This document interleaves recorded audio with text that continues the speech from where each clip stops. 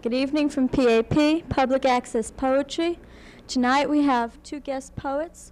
Our first guest, Regina Beck, is the author of two books of poetry, Looking at the Sun by Telephone Books and Headlines by No Books. When asked for comment on this introduction, Regina said that she needs a good-paying job to continue her poetry. Regina Beck. Ode to Chopin.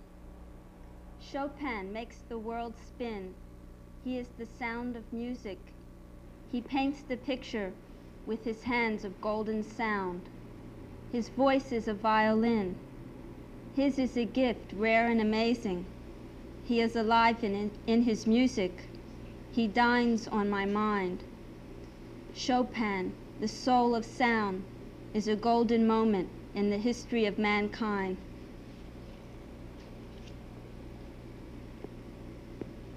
Early morning eye-opener. When I wake up, I wander into the closet and close my eyes.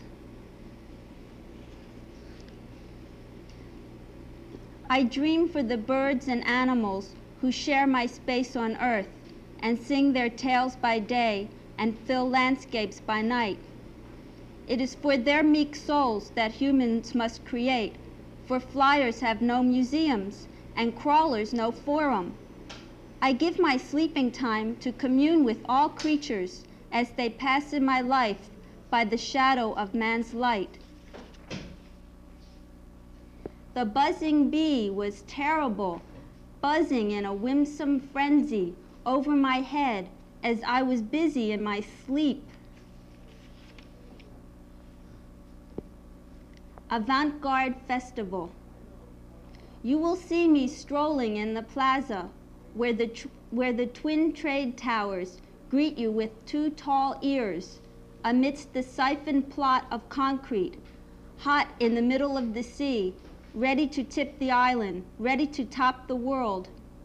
It's spring and we all came out to the world with art.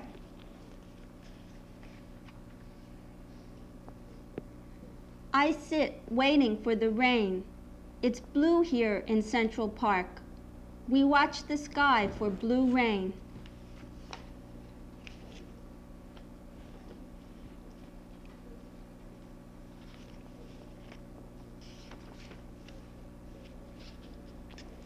I feel very silly, sitting here and putting down these words, listening to the radio and waiting for the phone to ring. Debussy, of all people. The expressionist who exposed himself in all colors. He wasn't afraid to pull down his pants. His music was like water. And we all listened like decadent lily pads, being born in a world where if you listen, you will be fed.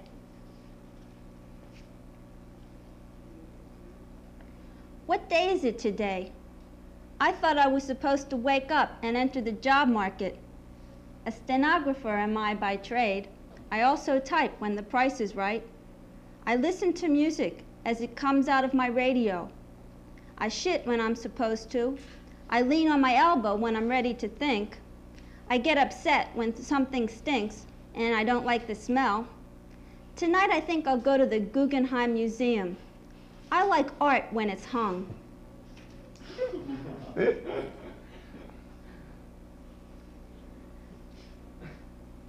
Texture, hard surface gray, creamy vanilla on white, sunflower yellow in mellow orange light, sinfully tame maroon, cotton dovetail pink shadow, marmalade jelly thumbtack pointing my way, signpost green, aardvark opening notebook, sunburned suntan, sandwich in a sea pod, elopement of egg salad and rye, aardvark opening toothpick, garnished gravel. Listen for the texture. Listen to the color dripping into another world, into another life. Inside my laugh is an artist's palette sketching his life in bold strokes. As she sees it, then she tells it as she remembers it.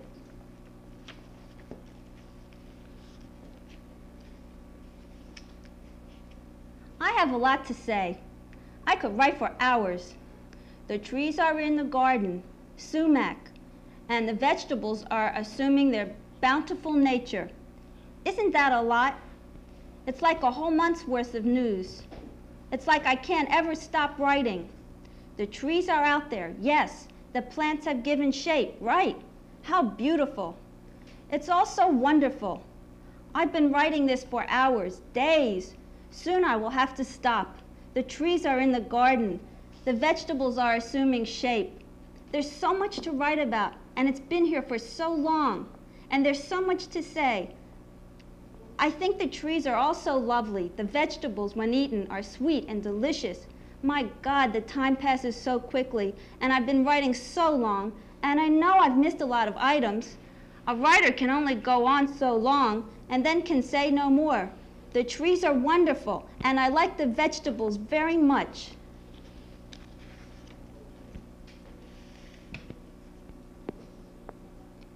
Confusion. That's what we all have. But what we also have is a whole lifetime to work it through. Confucius was in a constant state of confusion. The nature of mind is that it hardly knows much at all, and a lot of what we do know is very confused.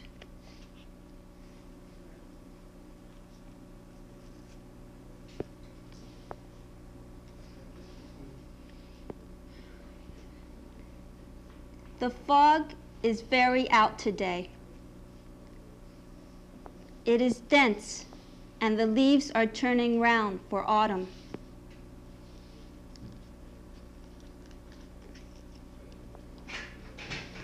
I wander through the lonely Wordsworth, who saw the beautiful clouds in the wandering field, and stepped lightly among the budding bushes, useful in their rhymed symmetry, ready to hover in the field, over the dale and wood in Longfellow.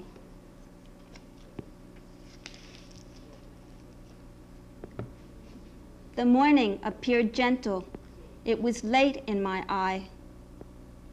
The morning was over. It ran through the garden. It was young in rushing wind, the start of a new day calling, whispering the love stanzas of wistful sonatinus. The singers sing their song in the breath of the morning breeze. It glows in their lung, the billowy trees with outstretched arms. The music lays the plot in golden overtures. It is evening. The wild honeybee lays down his buzz. While the babes are called to sleep, it is night, and the dreamers are come.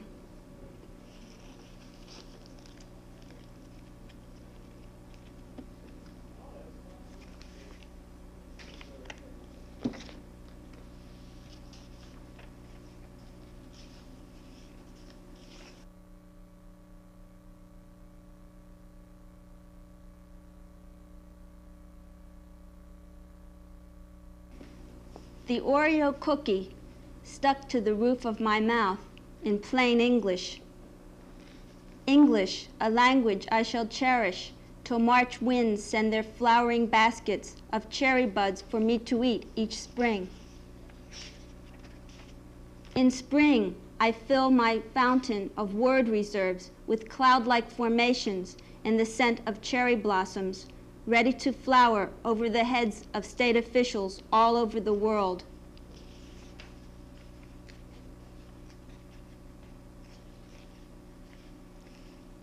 I listen for deep sounds in the day. I wait at night for morning to whistle.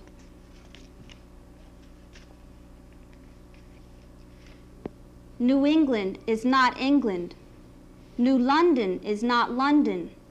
South America is not America. We must make clear of what we speak, for language is not a toss-away affair. It takes serious intentions and intonations and inflections And word of mouth is not simply a toss-away affair.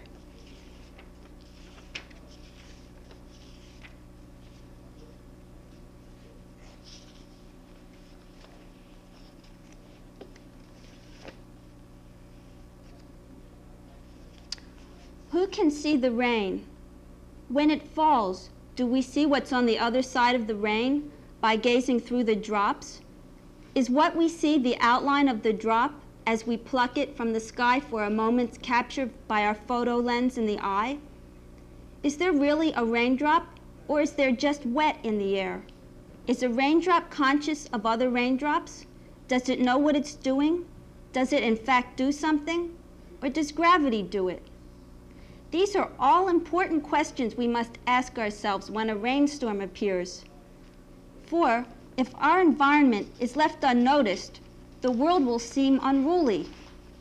No one takes an active part in figuring things out, and the world falls apart. No one wants an end to the world, but if we don't keep an open eye, we may witness its demise from sheer neglect. We may lose the track, forgetting what is now and what went before and why. We may lose our answers just as quickly as we receive them, and then we lose our memory bank. Everything goes blank.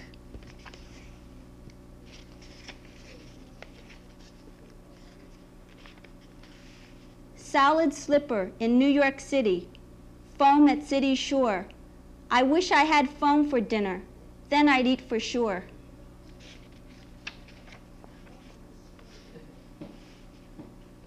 Corn and kale from Riverdale sing their song through meat.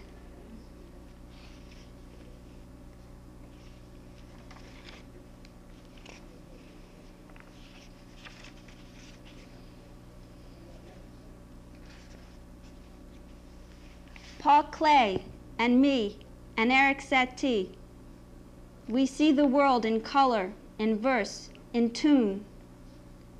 Paul Klee made a line into life without lifting his pencil. Paul Klee made lines into life as simple as a bird en route. Paul Klee used lines to form clay. Paul Klee in the museum is a funny sight. His lines are a mirage in a realistic setting. Paul Klee by day, by night, in a dream. Paul Klee builds a world around flowers and delight. Paul Klee in our day is a sage. Who knows what he says? Images from Paul Klee peel across the page as they pass from one world to the next.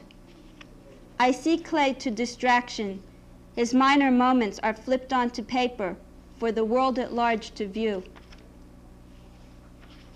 Paul Klee finds the lines to form the meanings. His codes read into the nature of things. The inner meaning of Paul Klee starts with a picture frame, then works its way in. My name is not Paul Klee, but I identify with him.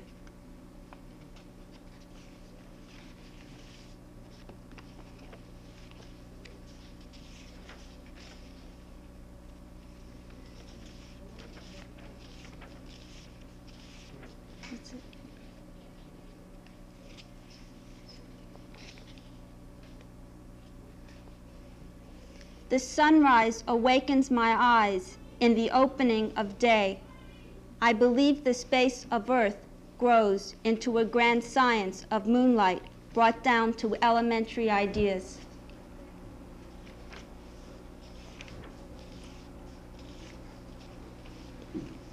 Scribblings. I scribble this note to you, a swivel, a thermostat in life says hot. I wait for the moment and see it for an instant, how a walk of life begins to run a fever, and your scribbling soon becomes sweaty, and bold lines turn blurry, and you can't see for the fog, and the note you wrote is now a mess.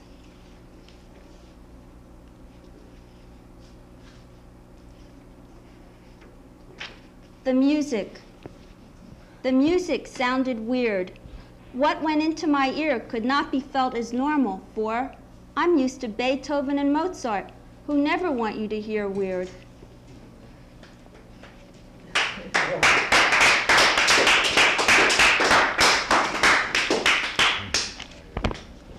Thank you, Regina. Both Regina and our next guest, Miguel Algarin, both have a lot to do with a lot of magazines that are going around the New York scene. They've been in a number of them. And Miguel has also translated Pablo Neruda's Songs of Protest. He's the editor of the New Yorican Anthology, and a forthcoming book of his is The Mongo Affair, which is also a book of poetry.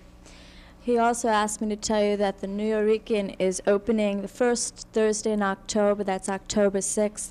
And it's a cafe located on East 6th and between A and B? Right? Okay, East 6th between A and B. Now, Miguel Algarin. I want to invite you to come to the New Yorican Poets Cafe, which will be open on the 6th, the first Thursday of October. Ramonita enters my $175 per day New York University hospital room, wide-eyed, inspecting the antiseptic whitewashed walls, looking to see what's been done for my sick body spirit in the house of medicinal science. Her eyes pierce through the antibiotic cloud and procaine injection meant to spot freeze the area which the 4-inch needle probes for spinal fluid drained into a test tube to be checked out for bacterial or viral infection. The rub is how little is known. The fever burns into its 6th day of 104-degree life, dehydrating my body, eating at my energies, clawing at my muscles, while medicinal investigations yield nothing. The fever feeds, leaving my mouth full of viral ashes and antibiotic blues. Ramonita enters wide-eyed challenge in the house of science to relieve my body's heat through spiritual incantations to the forces of Chango, Santa Barbara, and Jesus Christ. She levitates her hands over me as if to draw the evil intention that's been spelled into my fluids. Placing her right hand on my forehead, she lifts and drops it, making the sign of the cross, chanting to bring my spell to self-destruct. Ramonita's body shudders as she absorbs the toxic charge, expelling from my body. She neutralizes the electrical storm now raging in my body-mind as she voluntarily corresponds my spiritual muscular flows to her own. Offering me the continuity of her body-mind, she permits her body to be my body extension, letting my tempest roar in her, sharing my stress. She releases me from stress, and there, right at the moment of shared pain, I find relief, and she her joy in giving me space for breath and rest mid-body hurricane. Moving out on the sidewalk, leaving my inner cranium living room space to regenerate, while external living keeps energy flow becoming muscular volcanic eruptions. Saliendo, coming out, moving out, looking around, shaping, responding to children screeching their love at Kojak as he leaves Paco's antique tienda wearing his navy blue cashmere overcoat, dark blue velvet hat, and gold-rimmed shades. Kojak's down on 6th Street. Step right out of the tube, settling crime down New York streets, arriving just in time to catch the punk by the collar and make him pay for wrong he's done. Children screech when they see Kojak. They move out of inner living room space to shout arrows of joy at Kojak, to touch him, to feel illusion harden into fact in their presence. Kojak in the living room of actual space and time. Illusion become reality. Hero become matter. Touchable, sensual time. Kojak's here!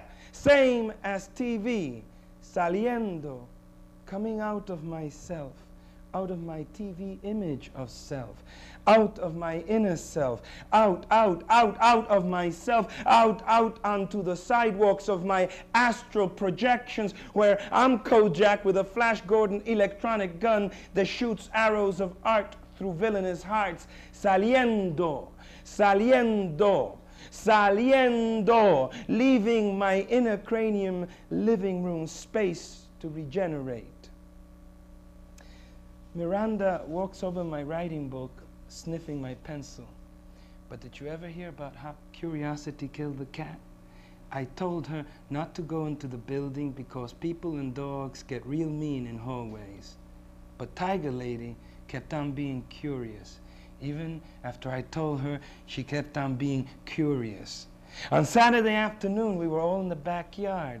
Tiger Lady went into the building. Nellie and I were talking about badillo for a while before going for canned clams for pasta sauce. Not knowing, I closed the door. Came home. Nellie got into cooking, arguing about a campaign that Badillo doesn't intend to win. That's when Angelo knocks at the door trying to hand Mikey a brown paper bag. His dog had trapped it in the stairwell. Bit the spine in two. Mikey vanished. I looked into the bag. Angelo took Tiger Lady out to the trash can. Later, I opened the lid and bag and touched her, just to make sure I broke some of my fear of death. After a while, I pulled her coat to see the wound. It was a warm Saturday. Sunday got warmer before the garbage was picked up and Tiger Lady got buried in the metal belly of a sanitation truck. Thought that they'd be here at the fountain, at the center of which an angel cuts the air in eternal motion. A dark East Indian sniffs amyl nitrate, going, wow, wow, wow, looking the sun right in the eye, passing papa stretches around to his friends. That's when Salsa comes in, showering hand slaps after storing 6 Boone's Farm half-pints in the rowboat. More papa stretches, then Salsa and friend launch into Central Park's Sunday afternoon rowboating zoo, where there are more boats than water. After rowing out into the lake, Salsa and East Indian friend return, papa stretching and Boone farming it away. As another boat glides by with 2 men and a Siamese cat perched on a flowery shirt covering a thick torso. The cat was panicked in his fear of drowning, but the master had found a way to get looks and attention, thought that they'd be here at the fountain, the place where connoisseurs of beauty come on a Sunday afternoon. Okay? My poems are long, see, so I misjudged this whole thing.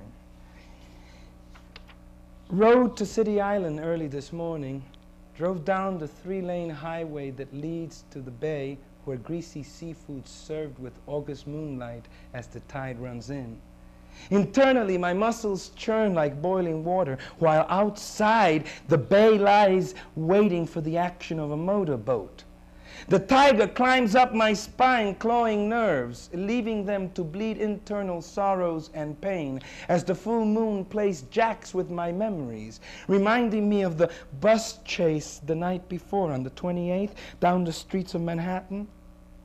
Bus driver reaching for his gun. Willie cut the bus when making a left onto Varick. The driver threw the bus into reverse and gave chase. Willie made a sharp right around the bus. I looked back to see a speeding New York City Metropolitan Transit Authority bus gaining ground on our rear.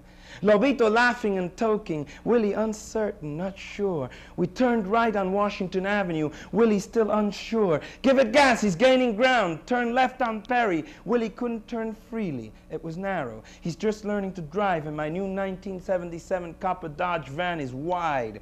Willie slowed almost to a halt.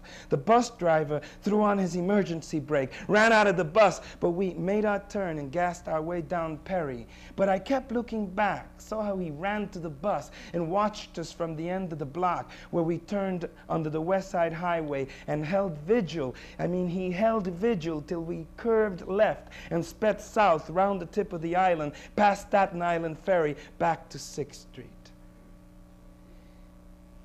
Sitting at 10th Street and 2nd Avenue, across the cobblestone plaza, lies the east yard of St. Mark's on the Bowery.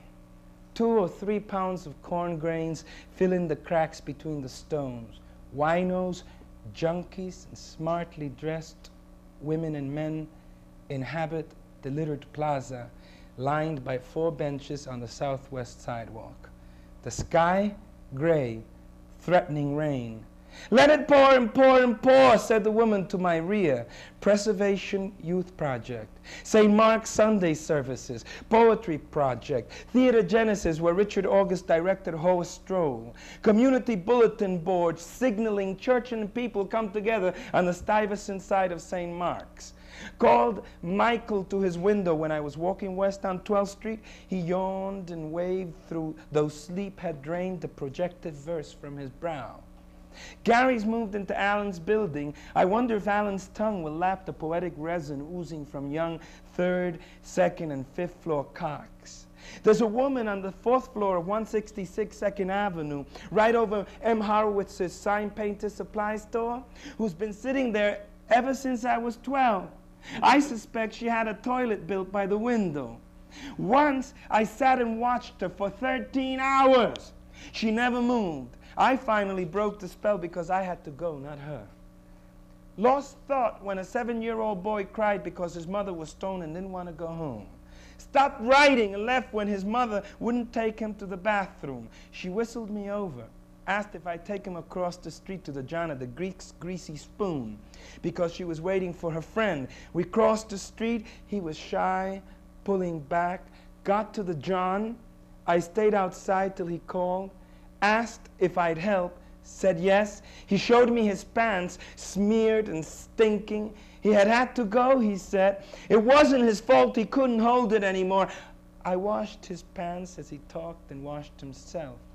Crossed him over to the northwest side of 10th Street. Asked him if wet pants felt uncomfortable. Yes, but less smelly, he said. One more. Mama? Regina, this has been PAP, Public Access Poetry, and we thank both Miguel Algarin and Regina Beck. Thank you. Good night. Are we still on the air or are we off? We're still on for a couple of minutes. Okay. This is our credits. All right. About time we got some credits here. We'd like some response. Every week I seem to be talking about response. It would really be nice if we'd know who was watching and what you want us to do with the show. And bye-bye. That's it. Good night. It's still on, Marge. You lied to me.